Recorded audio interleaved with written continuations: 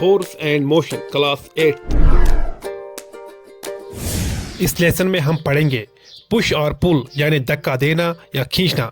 Force यानी ताकत क्या होती है, फोर्स यानी ताकत के कौन से असरात होते हैं।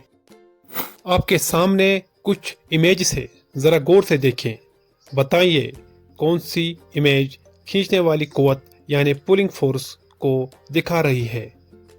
इमेज ए, बी, सी या डी। सोचें और जवाब दें। आपका अंदाजा कितना दुरुस्त है। अब देखें कुछ और इमेज दी गई है, जरा तवज्जो करें। बताइए कौन सी इमेज पुशिंग फोर्स को जाहिर कर रही है। इमेज ए, बी, सी या डी।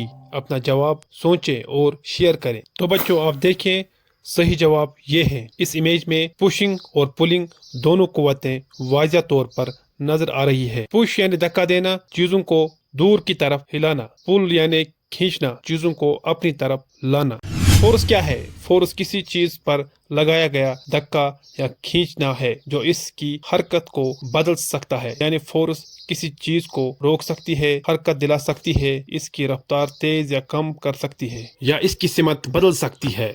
क्या गोलकीपर की फोर्स से फुटबॉल मूव स्टॉप डायरेक्शन में चेंज आ सकती है? समझते हैं। अब जब हमने जान लिया फोर्स क्या होता है, चले अब देखते हैं कि फोर्स के इफेक्ट्स ऑफ फोर्स। पुश और पुल। फोर्स किसी भी रुकी हुई चीज को हिला सकती है, जैसे बॉल का चलना। फोर्स किसी चलती हुई चीज को रोक भी सकती है, जैसे हम फुटबॉल को किक करते हैं या पकड़ कर रोक देते हैं। ये किसी चीज की स्पीड को कम या ज्यादा कर सकता है, जैसे साइकिल का ब्रेक लगाना या तेज पैडल मारना। फोर्स किसी चीज की डायरेक्शन भी बदल सकता है, जैसे क्रिकेट बॉल को बैट लगाने पर अलग दिशा में चली जाती है। तो याद रखो स्टूडेंट्स, पुश और पुल के पीछे होता है फोर्स। अब हम आम जिंदगी के एग्जाम्पल्स देखेंगे। आपको बताना है ये पुश है या पुल, और ऑब्जेक्ट मूव करता है या रुकता है। गौर से देखो इस टेबल को।